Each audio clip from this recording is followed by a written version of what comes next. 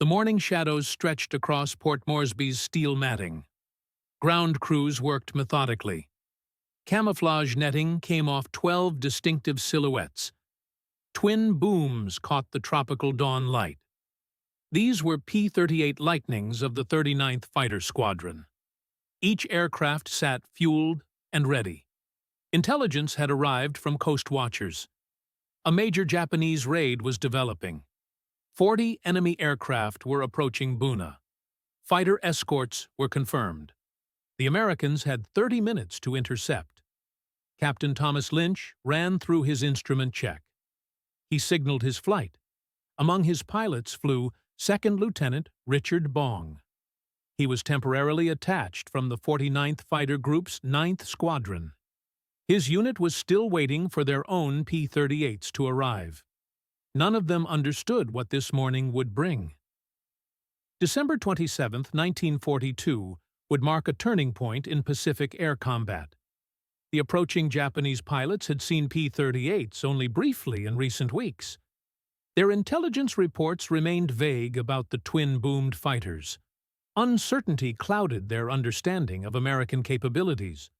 Within hours, that confusion would become shocked recognition. Imperial Japanese Navy pilots had ruled Pacific skies for 13 months. The Mitsubishi A6M-0 had become legendary. Its maneuverability was the nightmare of Allied airmen. American pilots had learned brutal lessons about engaging Zeros in turning fights. Death usually followed. The Zero's specifications told the story. Turn radius of 950 feet. Climb rate to 6,000 feet in 7 minutes 27 seconds. Maximum speed of 331 miles per hour. These numbers had translated into victory after victory. China had fallen to zero dominance. The early Pacific campaigns had been swept aside. Bell P-39 Airacobras struggled against Zeros. Curtiss P-40 Warhawks fared no better. American pilots discovered that turning fights with Zeros meant almost certain death. Blood and loss taught these lessons repeatedly. Survival demanded new tactics. The P-38 Lightning represented revolutionary thinking about air combat. Twin Allison V-1710 engines powered this beast. Each engine produced 150 horsepower. Turbo superchargers maintained power at crushing altitudes. Other fighters gasped for breath, where Lightnings thrived. Maximum speed reached 414 miles per hour. Service ceiling topped 44,000 feet. Concentrated nose armament eliminated convergence problems.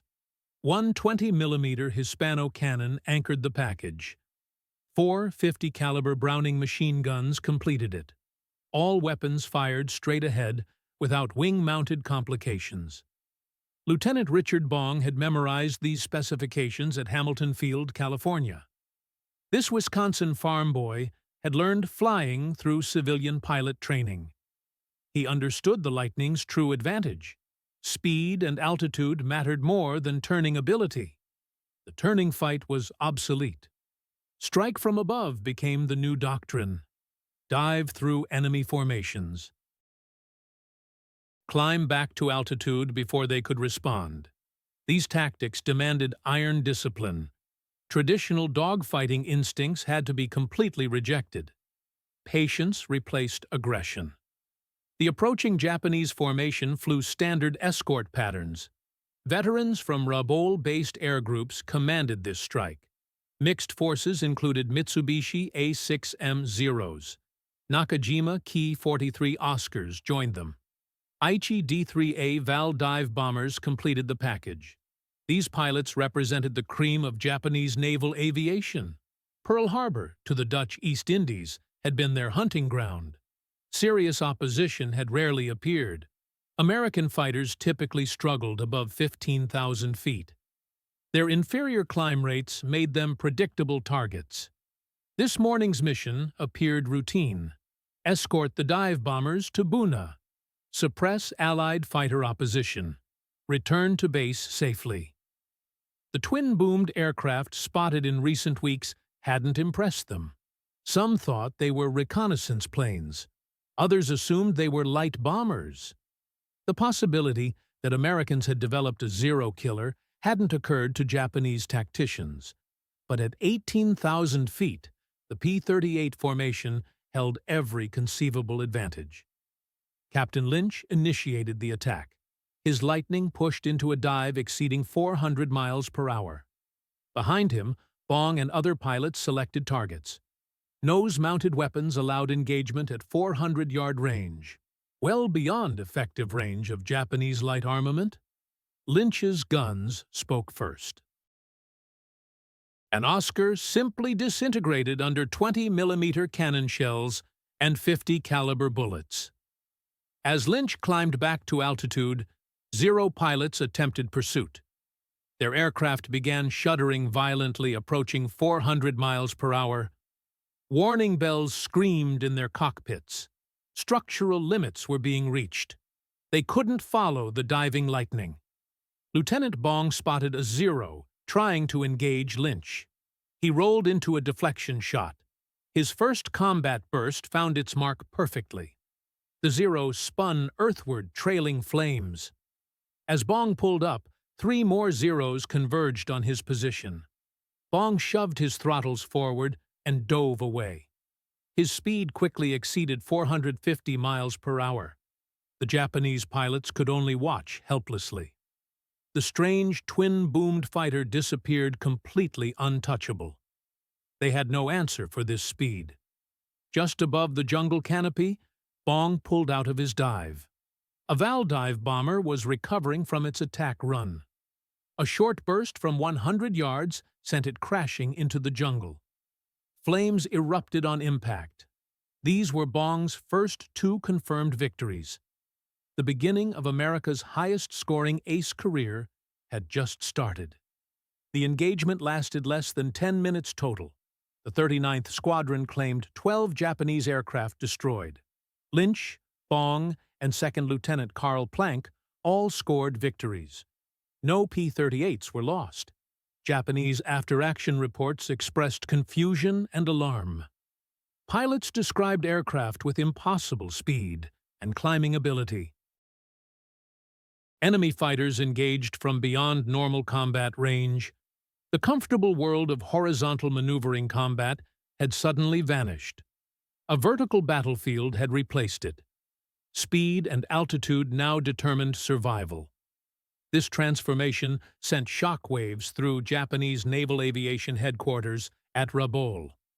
Intelligence officers scrambled to reassess P-38 capabilities. The aircraft's twin-engine configuration had led them to categorize it as a heavy fighter. Unsuitable for air-to-air combat, they had assumed. American engineers had created something entirely new. A fighter achieving superiority through vertical maneuvering rather than horizontal agility. The technical revolution became increasingly clear through subsequent encounters. Lightning turbo superchargers maintained full power at altitudes where normally aspirated engines lost 50% of their output. Diving speed approached the sound barrier, faster than any Japanese aircraft could follow without structural failure. The ability to convert speed to altitude meant P-38 pilots could regain their perch above enemy formations within seconds of an attack. Traditional tactics were obsolete. January 7, 1943, made this reality undeniable. 9 P-38s escorting bombers over Leh encountered approximately 20 Japanese fighters.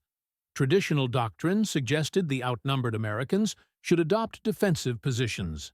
Instead, the P-38s climbed to 25,000 feet. Diving attacks initiated from positions the Japanese couldn't reach. Lieutenant Richard Bong, now flying regularly with the 39th Squadron, demonstrated lightning efficiency. Diving from altitude, he destroyed a Ki-43 Oscar with a deflection shot at 300 yards. Japanese fighters attempted to climb toward him. Bong executed a chandelle carrying him back to 20,000 feet, completely outside their engagement envelope. From this perch, he selected another target. The process repeated itself. The geometry of vertical combat was foreign to Japanese pilots. While a Zero could outturn any American fighter, it couldn't match P-38 diving speed without catastrophic structural failure. It couldn't follow lightning zoom climbs without stalling. It couldn't catch a P-38 that chose to disengage using superior speed. The horizontal battlefield where Japanese pilots reigned supreme had been replaced. A three-dimensional arena now existed where altitude and velocity trumped turning radius. Veteran Japanese pilots struggled desperately to adapt. Their entire training emphasized close-range maneuvering combat. Getting on an opponent's tail through superior turning ability was doctrine. Against P-38s, these tactics were useless.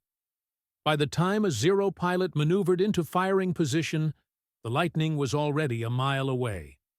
Climbing through altitude bands the Japanese fighter couldn't reach. The psychological impact proved as devastating as tactical disadvantage.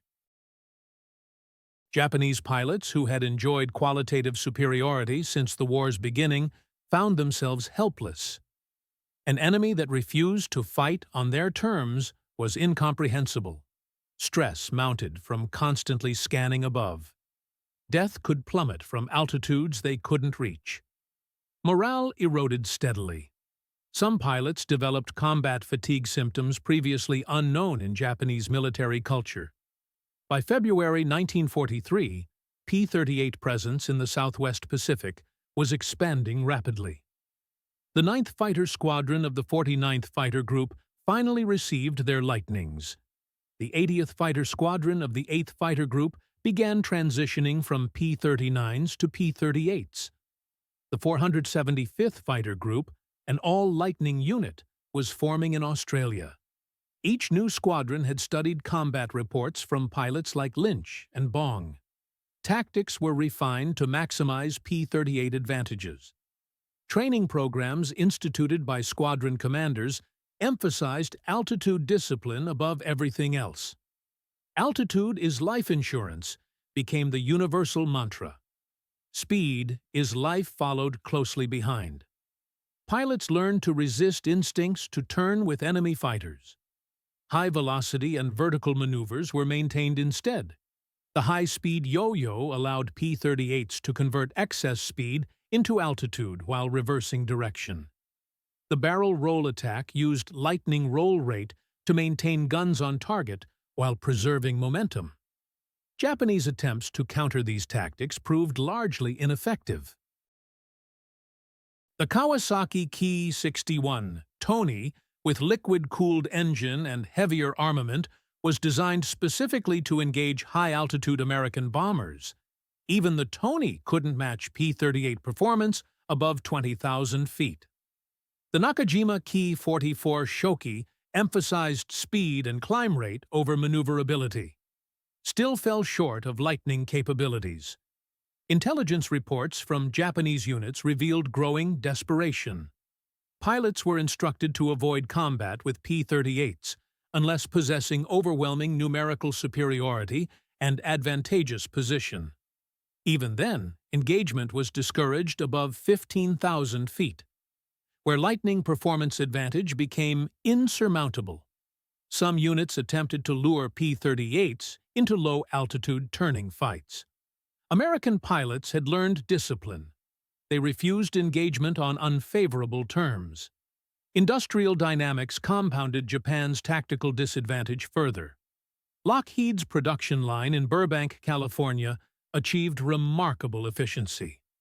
By March 1943, the factory was producing 10 P-38s per day.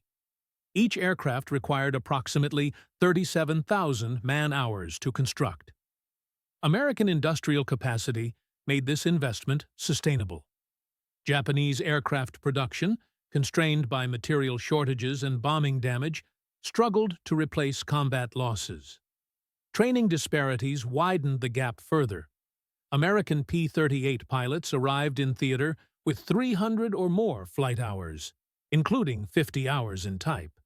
They had practiced vertical tactics, gunnery, and formation flying extensively. Japanese replacement pilots, rushed through abbreviated training programs, averaged less than 100 total flight hours. Many had never flown above 20,000 feet before encountering P-38s in combat. The Battle of the Bismarck Sea in March 1943 demonstrated P-38's strategic impact. Lightnings flew top cover for Allied bombers attacking a major Japanese convoy. When Zero escorts rose to intercept, P-38s executed perfect vertical tactics. Multiple Japanese fighters were destroyed while preventing any effective defense of the convoy. 8 transport ships and 4 destroyers were sunk, a crushing blow to Japanese reinforcement efforts. Among P-38 pilots establishing dominance over the Solomons, several names became legendary. Captain Thomas Lynch of the 39th Fighter Squadron refined vertical tactics to an art form. He eventually scored 20 confirmed victories before his death in March 1944. Lieutenant Richard Bong continued his remarkable scoring streak. He demonstrated uncanny ability to position his P-38 for perfect deflection shots. In August 1943, a new name entered the Lightning Ace roster. Lieutenant Thomas Maguire was assigned to the newly formed 475th Fighter Group's 431st Fighter Squadron. Maguire scored his first victories on August 18th over Wewak. Flying top cover for bombers, Maguire's flight encountered approximately 20 Japanese fighters. In his first combat engagement, Maguire shot down 2 Ki-43 Oscars and 1 Ki-61 Tony. He became an ace in just 2 days. Adding 2 more victories on August 21st. Maguire's combat philosophy emphasized aggressive vertical tactics and precise gunnery. He would eventually write a manual titled Combat Tactics in the Southwest Pacific Area. It became required reading throughout the 5th Air Force. His techniques included the Maguire roll, a high-speed barrel roll maintaining offensive position while preserving momentum. The vertical reverse used P-38 climb capability to reverse positions with pursuing enemies. Strategic implications of P-38 dominance extended beyond individual combat. Lightning range, exceeding 1,000 miles with drop tanks, allowed American planners to strike Japanese bases previously considered secure. Fighter sweeps could reach Rabaul from New Guinea, achieving air superiority before bombers arrived. The ability to escort bombers throughout their entire mission profile eliminated vulnerability windows Japanese interceptors had previously exploited. April 18, 1943, saw P-38 unique capabilities enable one of the war's most significant missions.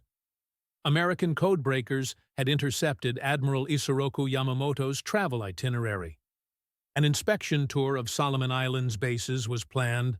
The mission to intercept him would require a 435-mile overwater flight from Guadalcanal. Precise navigation without landmarks was essential. Exact timing to arrive at the intercept point when Yamamoto's aircraft passed through. Only P-38s possessed the range, speed, and navigation equipment for such a mission. Major John Mitchell of the 339th Fighter Squadron, 347th Fighter Group, led 16 Lightnings. The longest fighter intercept mission of the war began. Flying at wave-top height to avoid radar detection, maintaining radio silence throughout, P-38s navigated by dead reckoning for over 2 hours. Mitchell's navigation proved perfect. At Euro 9:34, exactly as planned, Yamamoto's 2 Mitsubishi G4M Betty bombers appeared with their Zero escorts. Captain Thomas Lanphier Jr. and Lieutenant Rex Barber rolled into their attack. Top cover engaged the escorts. Barber's concentrated fire sent the Admiral's bomber crashing into the jungle. Japan's most brilliant naval strategist was killed. A devastating blow to Japanese morale followed. The psychological impact rippled through Japanese military leadership. If American fighters could reach across hundreds of miles of ocean with such precision, no one was safe. The myth of Japanese invincibility, already damaged by Midway and Guadalcanal, suffered another crushing blow. P-38s had demonstrated not just tactical superiority, but strategic reach Japanese planners hadn't anticipated. Following Yamamoto's death, Japanese fighter tactics underwent desperate revision. Pilots were instructed to attack P-38s only when possessing altitude advantage. Numerical superiority of at least 3-to-1 was required. Surprise was essential. Even then, engagement was to be brief. Immediate disengagement if the initial attack failed. These defensive tactics represented complete reversal from aggressive spirit characterizing Japanese fighter doctrine. Introduction of new Japanese aircraft failed to restore balance. The Kawasaki Ki-84 Frank, appearing in late 1943, could match P-38 speed at medium altitudes, still couldn't compete above 25,000 feet. The Mitsubishi J2M Raiden emphasized climb rate and high-altitude performance. Range and maneuverability were sacrificed. Neither aircraft appeared in sufficient numbers to challenge American air superiority. By November 1943, transformation was complete. Japanese daylight operations over the Solomons had virtually ceased. Naval vessels moved only under cover of darkness. Supply runs to forward bases were conducted by submarines. Fast destroyers made nighttime dashes. The proud Japanese Naval Air Force that had swept across the Pacific in 1941-42 was reduced to defensive operations. Statistics told a stark story. In the years since significant P-38 operations began, Japanese fighter units in the Solomons and New Guinea had suffered catastrophic losses. The 251st Air Group began 1943 with 80 pilots. Only 10 original members survived by year's end. The 204th Air Group lost 70% of its pilots in 6 months. The 582nd Air Group was withdrawn from combat entirely. 80% of its aircraft were lost in 4 months of operations against P-38-equipped American units. American losses, while not insignificant, were sustainable. P-38 squadrons typically achieved kill ratios of 5-to-1 or better. More importantly, American pilots who survived being shot down were often rescued.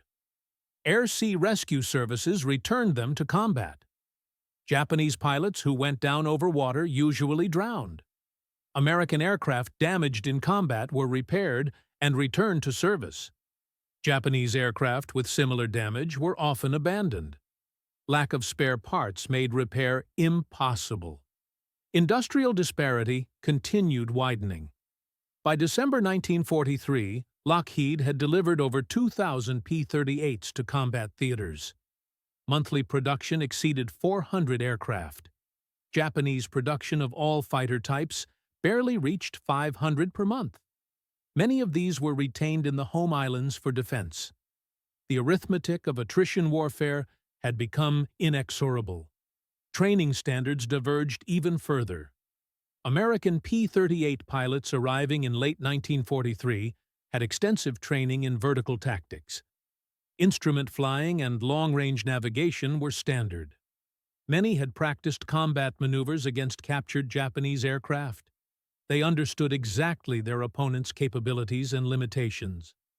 Japanese replacement pilots, rushed through programs shortened from 2 years to 6 months, arrived with minimal combat preparation. No experience against P-38s existed. The human dimension of this transformation cannot be overlooked. Japanese pilots who had entered the war as elite warriors, confident in their superiority, found themselves helpless. An enemy they couldn't reach or catch was incomprehensible. Letters home, captured after island battles, revealed deep demoralization. Some pilots wrote of nightmares about twin-boomed shadows diving from the sun. Others requested transfers to ground units rather than face P-38s again. American pilots conversely flew with growing confidence. P-38s gave them every advantage. speed, altitude, firepower, and range. They could choose when and how to engage, always maintaining initiative. This psychological edge proved as valuable as technological superiority. Confident pilots flew more aggressively. Calculated risks were taken. Better results were achieved. Richard Bong exemplified this confidence. By April 1944, he had surpassed Eddie Rickenbacker's World War I record of 26 victories. His combat technique had evolved to near perfection. Bong would climb to 30,000 feet, beyond reach of any Japanese fighter, then select targets carefully. His attacks were swift, precise, and lethal. He averaged less than 100 rounds fired per victory. Remarkable gunnery skill was demonstrated. Bong's eventual total of 40 confirmed victories, all scored in P-38s, represented not just personal skill, but systematic superiority. His victims included veteran Japanese aces who simply couldn't counter lightning performance advantages. In one engagement over Hollandia, Bong shot down 3 Japanese fighters in less than 5 minutes. Perfect vertical tactics left his opponents unable to respond. Thomas Maguire pushed P-38 capabilities even further. His manual on combat tactics became doctrine throughout the Pacific theater. Maguire emphasized importance of mutual support. P-38 elements working in coordinated vertical scissors trapped Japanese fighters between multiple attacking lightnings. His eventual 38 victories, scored between August 1943 and January 1945, demonstrated lethal efficiency of properly executed tactics. Technological evolution of P-38s continued throughout the campaign. The G model introduced improved turbo-superchargers maintaining power above 30,000 feet.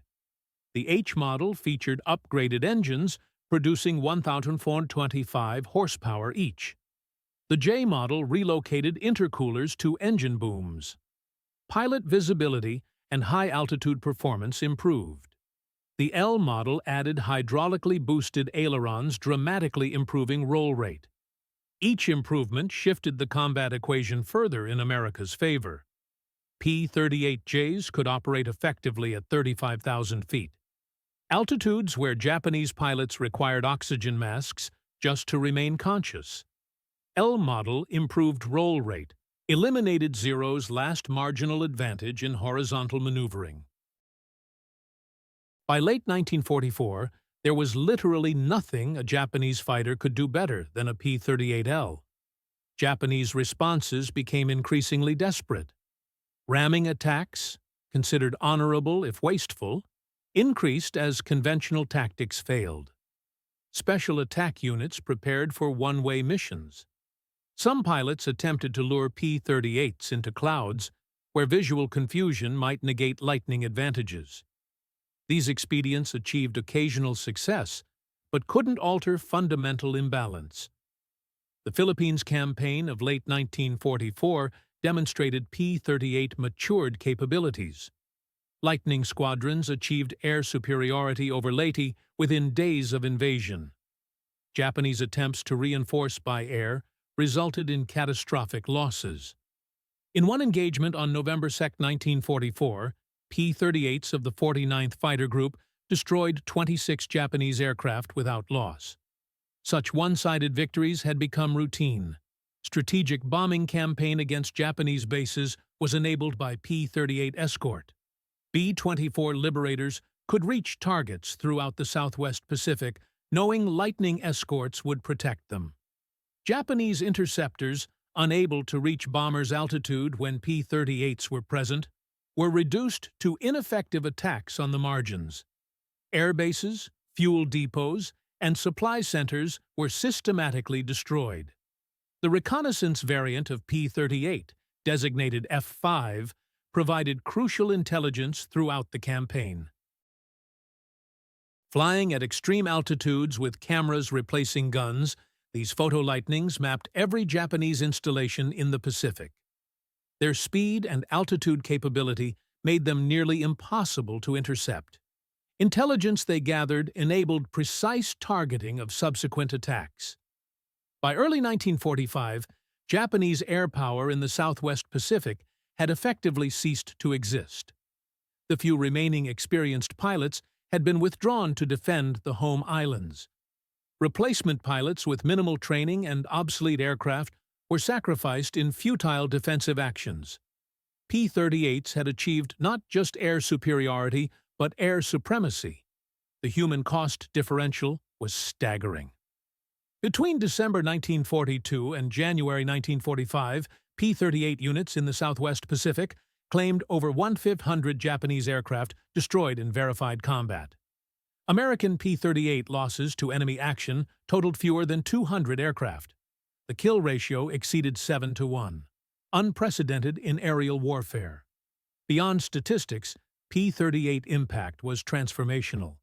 It proved technological superiority, properly employed, could overcome numerical disadvantage and enemy experience. It demonstrated air superiority was not about dogfighting, but about controlling engagement parameters. Industrial capacity and training systems were as important as courage and skill. Veterans on both sides remembered Lightning with mixture of awe and respect. American pilots praised its versatility, reliability, and overwhelming performance advantages. Japanese pilots recalled it as the aircraft that ended their dominance. The twin-boomed devil that could not be caught or escaped.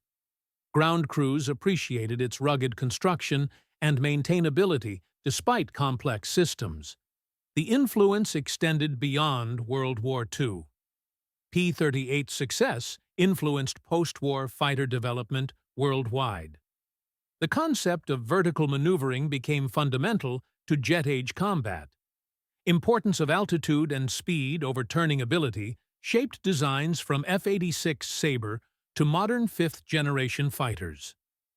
Integration of technology, tactics, and training that P-38 exemplified became the template for Air Force development. Lockheed's design team, led by Clarence Kelly Johnson, had created more than just a successful fighter. They had revolutionized aerial warfare. P-38's unique configuration, born from need to house two engines and turbo superchargers, had produced capabilities single-engine fighters couldn't match. Concentrated nose armament eliminated convergence problems plaguing wing-mounted guns. Twin-engine redundancy provided safety over vast Pacific distances. The pilots who flew Lightning wrote their own chapter in aviation history. Richard Bong's 40 victories stood as the American record for aerial combat. Thomas Maguire's 38 victories and tactical innovations influenced fighter doctrine for generations. Dozens of other P-38s on citoyennetés demonstrated that with proper equipment and training, American pilots could dominate any aerial battlefield. Japanese pilots who faced Lightning showed remarkable courage in impossible circumstances. Flying obsolete aircraft against overwhelming technological superiority, they continued fighting long after hope of victory had vanished. Their testimony about P-38 impact provides invaluable historical perspective on air war's evolution. Physical legacy remains scattered across Pacific islands. Crashed P-38s and Japanese fighters dot jungles and lagoons from New Guinea to Philippines. Each wreck site represents young men who fought and died in struggle that shaped the modern world. Local inhabitants still discover ammunition, instruments, and personal effects, testifying to intensity of these aerial battles. Museums worldwide preserve examples of P-38 Lightning. Restored aircraft fly at air shows. Their distinctive twin-boom silhouette remains instantly recognizable. Veterans gather to share stories of missions flown and friends lost. Historians continue studying campaigns where Lightning proved decisive. The aircraft that shocked Japanese pilots in 1942 remains an icon of American aviation achievement. Modern military doctrine still reflects lessons learned in those Pacific skies. Altitude and speed remain fundamental to fighter combat. Technological superiority must be matched with proper tactics and training. Industrial capacity and logistics determine sustained combat capability. Integration of intelligence, technology, and operations that enabled Yamamoto mission remains gold standard for precision strikes. The transformation from December 1942 to early 1945 was complete and irreversible. Skies that had belonged to Zero now belonged to Lightning. Japanese naval aviation, which had begun war as perhaps world's most capable air force, had been systematically destroyed. Myth of invincible Zero pilot had been shattered by American technology and training. In final analysis, P-38 Lightning's impact transcended mere victory.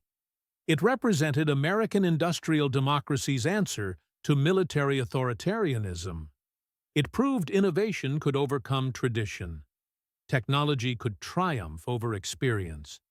Systematic superiority could defeat individual skill. The twin-boomed fighter that Japanese pilots initially dismissed had changed nature of aerial warfare forever.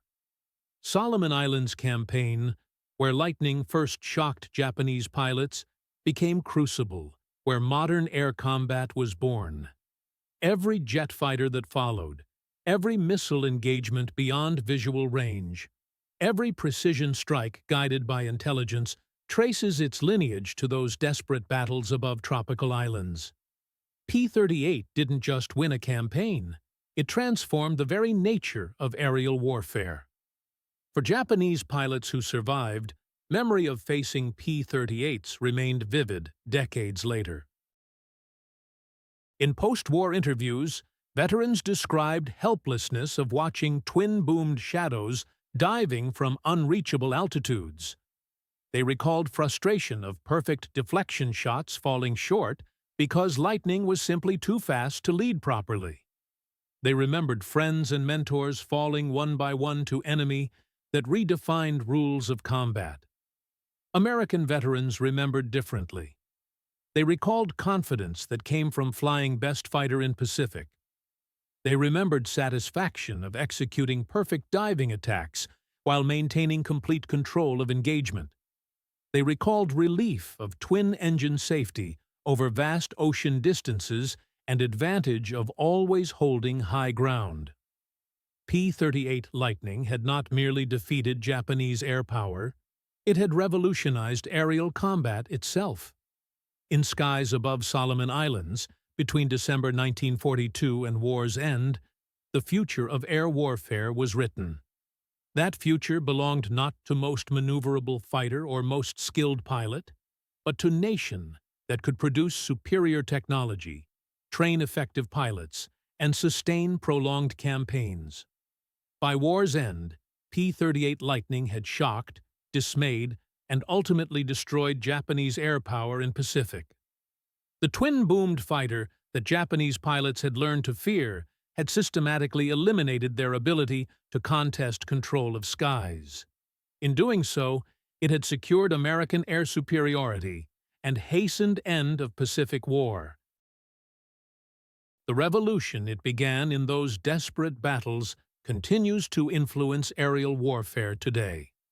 A lasting testament to American innovation and courage of pilots who flew Lightning into history.